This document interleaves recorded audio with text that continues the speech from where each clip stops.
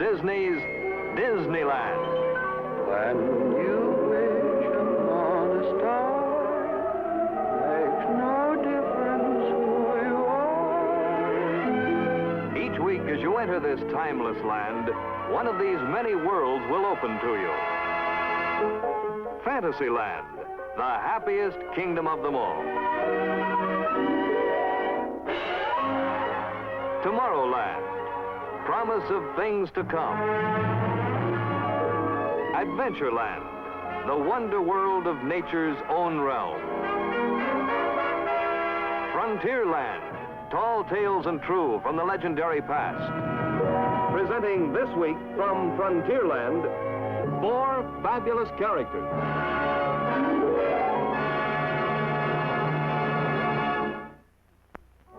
And now, your host, Walt Disney. For this program, we have selected 4 stories which have something in common.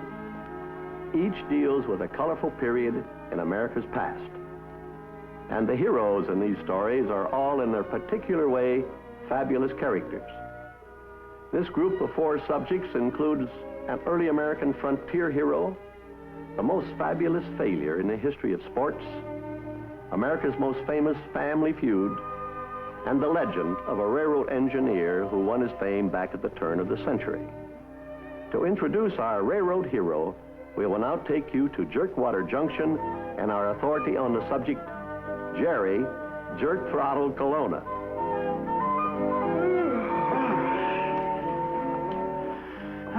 Too bad, too bad. The romance of the railroad, gone forever. 4:56 from the north. Oh, nothing but routine and red tape. Oh, comfort and convenience.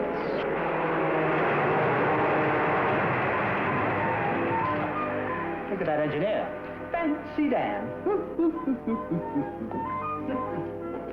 That's the trouble. No excitement in today's railroading. No heroes, no tradition, no smoke, no steam, no soot, no nothing. 502 from the east. 502 from the west.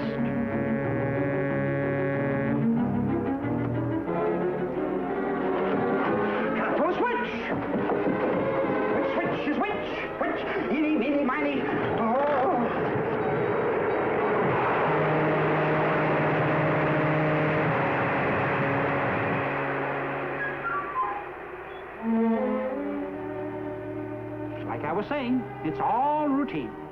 Now, if you want romance, you've got to go back to the good old days. Back to the old dime novels of the 1890s. That's more like it. Fred Penchant, the Darkless Engineer. Now there's a brave lad. He sees a fair damsel in distress, and like a shot, he's off to the rescue. Pour on the steam, man. Pour it on. Egad, why should he rescue her? Oh, well, Fred Penchant is no fool. Maybe your old man owns the railroad.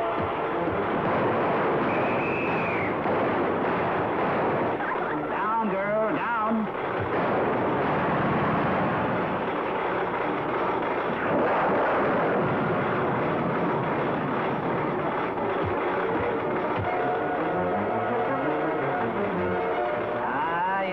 Villains were blackguards, and heroines really suffered in those dear, dead dime novel days.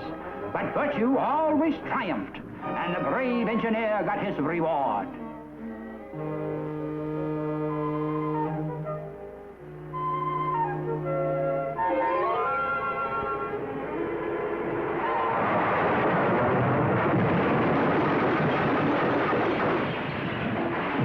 Sorry.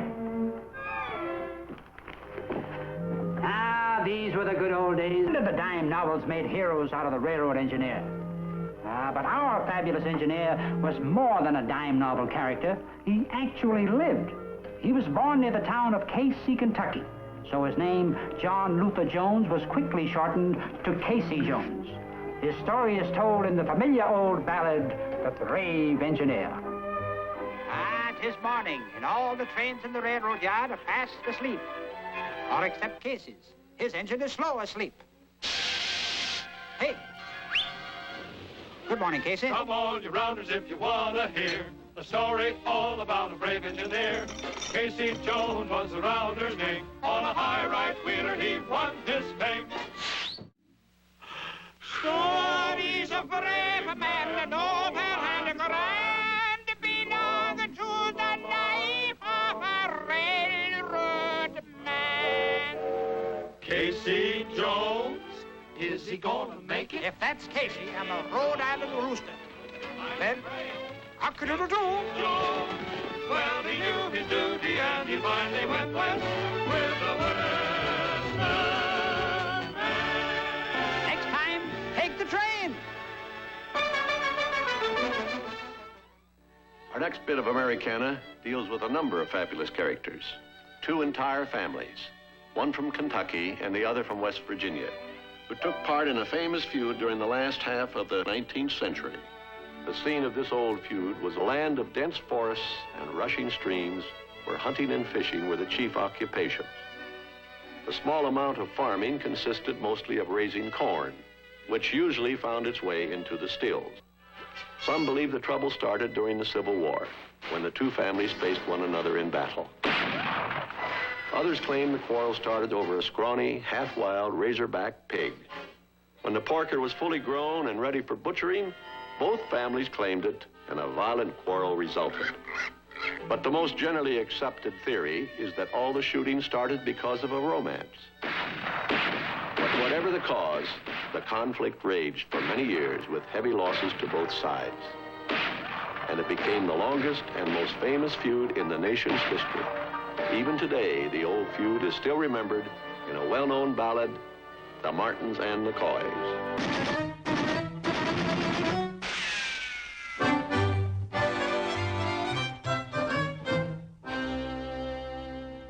Gather round me, children, and I'll tell a story of the mountains in the days when guns was law.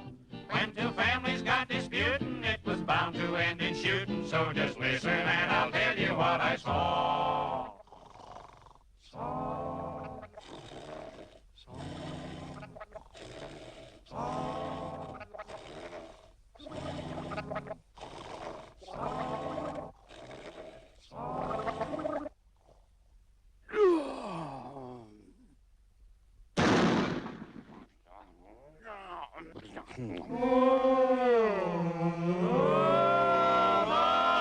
Martins and the Coys, they was reckless mountain boys, and they took up family feuding when they meet. Every darn time. They could shoot each other quicker than it took your eye to flicker. They could knock a squirrel's eye out at 90 feet.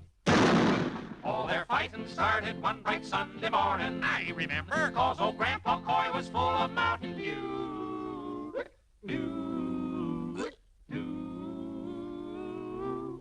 Just as quiet as a church mouse, he stole in the Martins' hen house, 'cause the Coys, they needed eggs for breakfast too.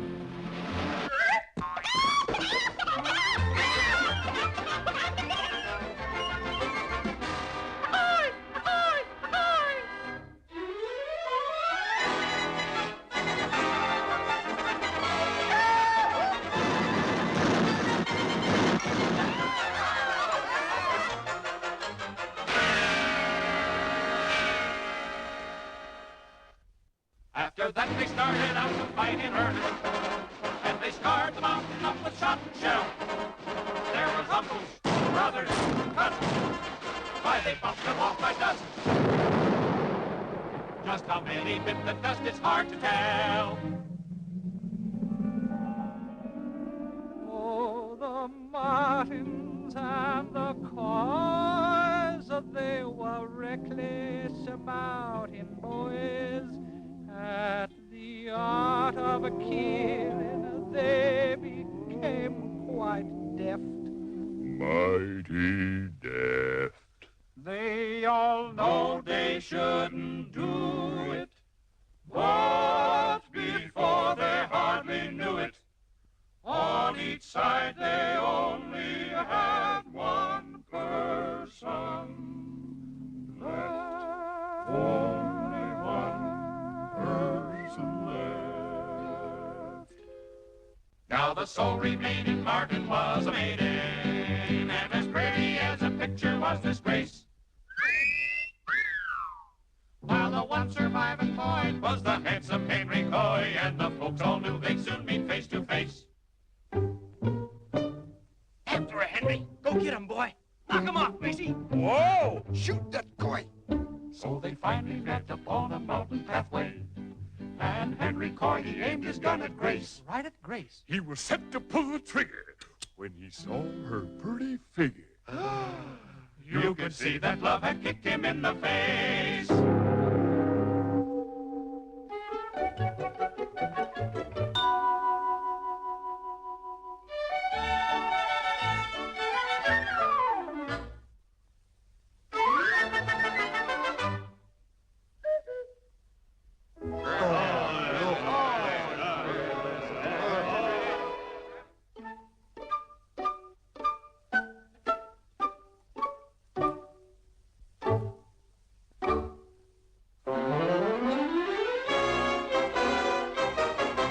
The Martins and the Coys, they were reckless mountain boys, but they say their ghostly cussing gives you chills.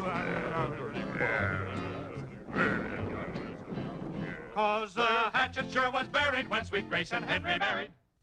It broke up the Esther feud in these here hills. Come on, everybody, let's dance.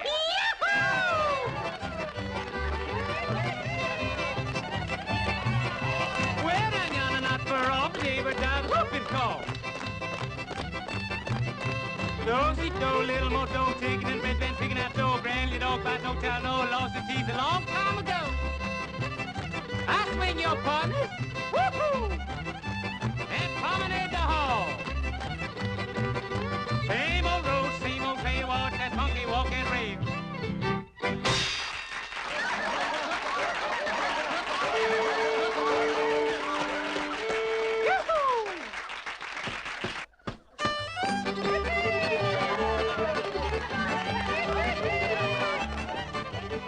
Now bust couple out to the right. Go around that couple and take a seat. Come back in the center and shake your feet. Round that couple and peek once more. Back in the center and circle four. Swing your partner and call your hound. Right foot up, left foot down. Bottom foot break a hole in the ground. Now you're tall with a smile. What's my hand to go home wild? Hurry home, good. Yes, sir. Look at this.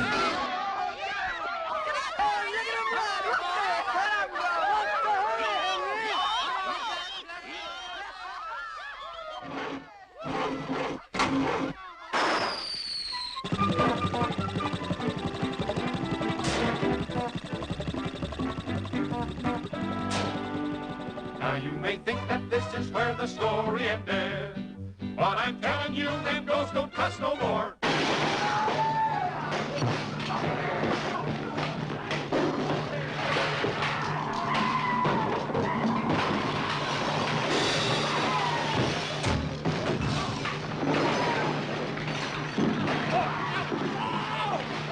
Now since Grace and Henry wedded, they fight first and all the rest did, and they carry on the feud just like before.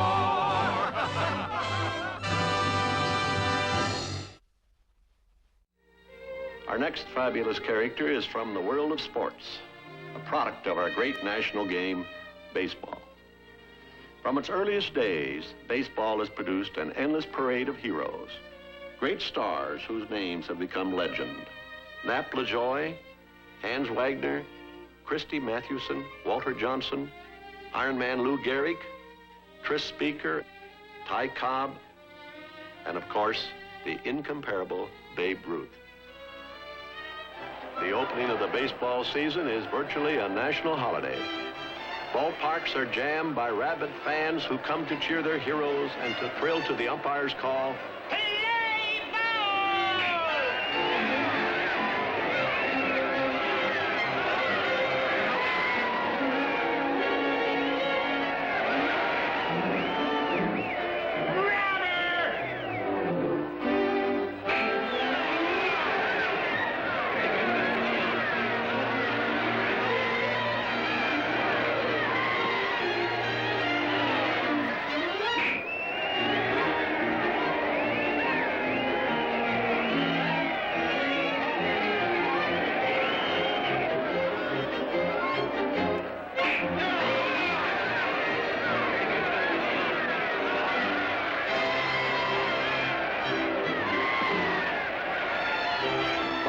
fabulous baseball character was no hero. Quite to the contrary. He was baseball's most spectacular failure, the famous Casey at the bat. Oh, what a lark to ride out to the park, and just to see Casey. They travel for miles and they stand in the aisles, and just to see Casey. The ladies don't understand baseball a bit. They don't know a strike from a foul or a hit. But when they see Casey, that game has got it. They see the pride of them all.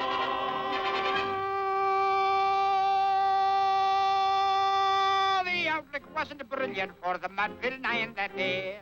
The score was 4-2, with but one inning left to play. But there is no joy in Mudville. Mighty Casey has struck out.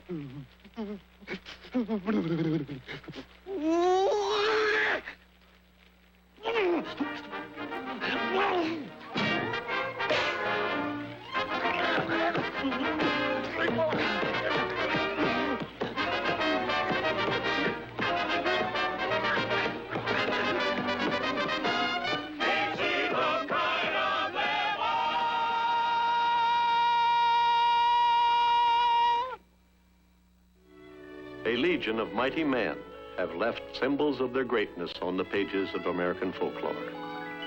There was Paul Bunyan's axe, John Henry's hammer, Davy Crockett's rifle.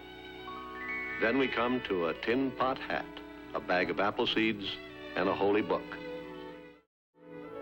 These symbols represent John Chapman, who is known in folklore legend as Johnny Appleseed. Johnny is a special favorite of mine, for during his time and in the same region, my great-grandparents were pioneers themselves. They moved west from New York in the early 1800s to settle in Ohio, which was considered the West in those days. And it is very likely they traveled some of the same trails as Johnny Appleseed. Now, we tell the story of this heroic little man through the voice of Dennis Day. Or shall we say voices? For Dennis takes all the character parts. He is the voice of Johnny Appleseed, Johnny's angel, and the old settler who tells the story. I wake up every day as happy as can be, because I know that with his care my apple trees, they will still be there. Oh, the Lord is good to me. You think we had most all we please, but we ain't. We're kind of short on apple trees. Well, I swan. I didn't know. What are we waiting for? Come on, let's go. We're wasting time. Let's get it going. Get them apple trees a-growing. There's a lot of work up there to do. Oh, there's a lot of work to do.